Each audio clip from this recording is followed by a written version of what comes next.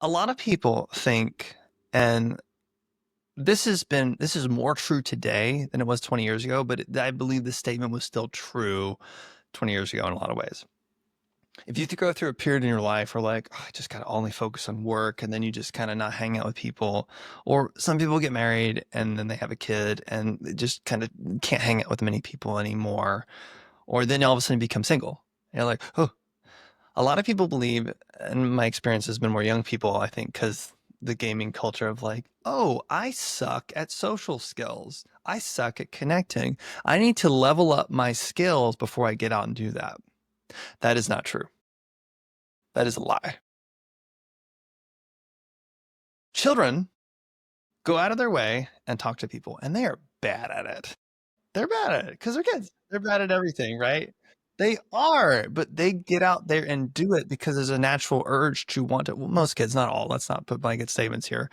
They have this We natural urge just to get covered out that. there. Right. And so they want to go out there and connect with people. And then what do? They get better at it.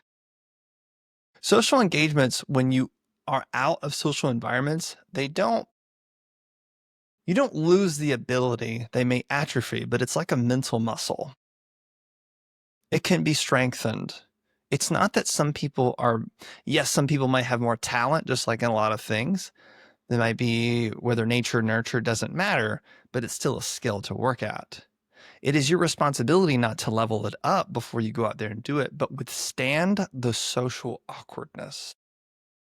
And a lot of people, which has been a big American culture of like, oh, take this pill, the magic goes away. Like quick fixes, dopamine highs, essentially, especially with social media.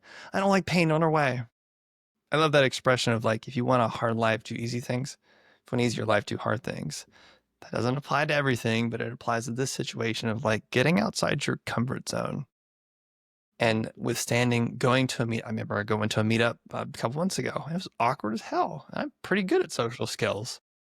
I'm pretty good at those kind of things. I'm like, I'm nervous, which is normal.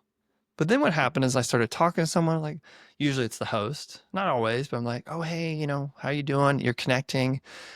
And then you're fine. It usually starts to mellow out, especially by the second person you talk to. And then you see the new person, they're like a deer in headlights, just like you were. Like, and then you're in a position of, I don't know, power is the right word, but you're in a position of comfortability. And like, come over here, join us. Let me ease your anxiety burden. And you welcome them. That feels good, right?